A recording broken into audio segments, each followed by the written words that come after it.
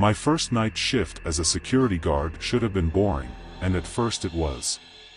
Just me, wandering the empty halls of the corporate office building on my patrol route, flashlight in hand. Solitary work, but it suited me fine. I've always been something of a loner, ever since high school. I'm used to keeping to myself.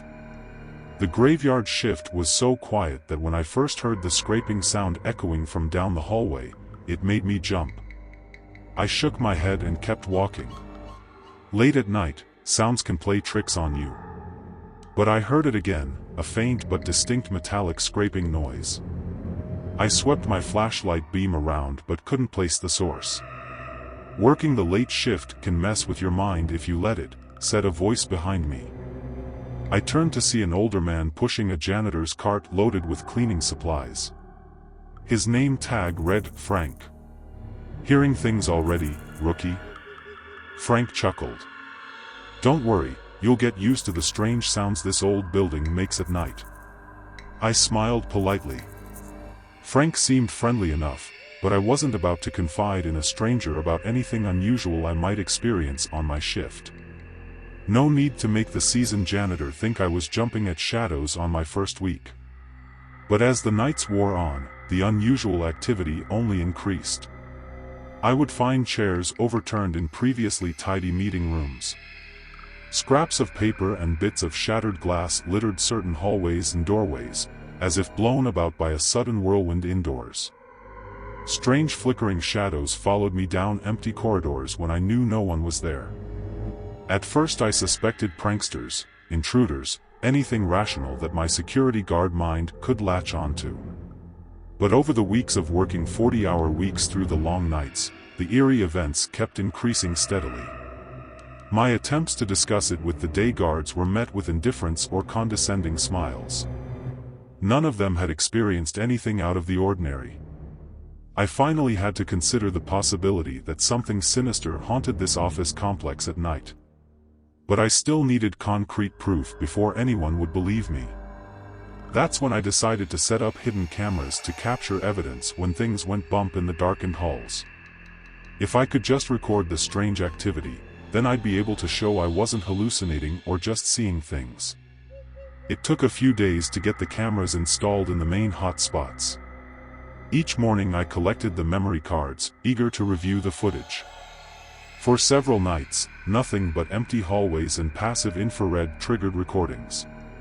But then I hit pay dirt. One camera I had hidden in the copy room captured the printer suddenly shooting out reams of blank paper, as if someone was hitting print over and over. But the room remained empty. Another camera placed overlooking the central cubicle farm caught sight of a coffee mug being lifted from a desk and flung violently across the room to shatter against the wall. Again, no human hands or pranksters were visible on the video. The most chilling footage came from the camera I had concealed above the bathroom mirrors. In the dead of night, the glass slowly fogged over as if from an unseen breath. Out of nowhere, a creepy message was scrawled across it: "Quit now." Armed with this evidence, I approached Frank the janitor, who was scrubbing a stain on the lobby carpet. "You need to see this," I insisted, showing him the videos on my tablet. As he watched each one, his weathered face turned pale. "Was only a matter of time," Frank muttered under his breath, glancing around nervously as if someone might overhear. "Look, kid.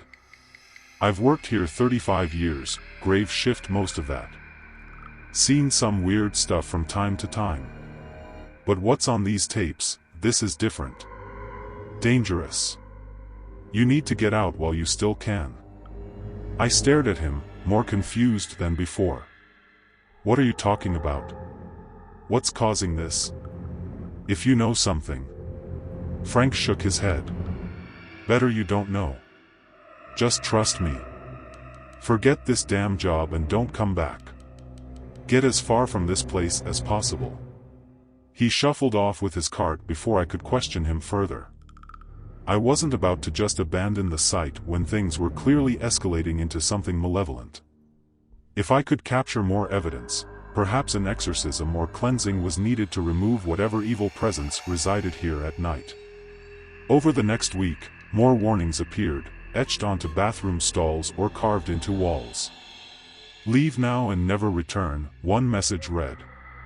I started researching the history of the building and found that a shocking number of past security guards had gone missing over the decades, all-night shift workers like myself.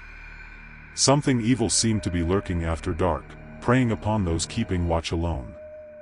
I knew I was dealing with something paranormal now, yet I still clung to the hope that I could solve this mystery and find some way to remove the danger. I couldn't simply let this thing torment and eliminate every unlucky guard that worked the overnight patrol. At least not until I tried to put a stop to it myself. Maybe that was foolish or suicidal, in retrospect. But I've always had a stubborn determination to do what's right, even in the face of fear. Of course, that moral compass is probably what sealed my fate. It started a week later, when the activity again increased to frightening new levels. Objects flew off shelves even when I was in the room. Strange choking smells emanated from empty offices. Growling noises followed close behind when I made my usual nightly rounds. It all led up to that last night, when I stumbled upon the most horrifying message yet gouged into the bathroom mirror right above the sinks. A warning I'll never forget. "Quit now or join me in the dark halls." My blood ran cold reading it. I knew whatever evil haunted this building after dark had left me this final threat. I had to get out and never return. But before I could even turn towards the door, a dark shadow fell over the room, blotting out the light. An icy chill filled the air as if the grave yawned open before me. Then I saw it take shape. A massive humanoid figure in an old-fashioned security guard uniform.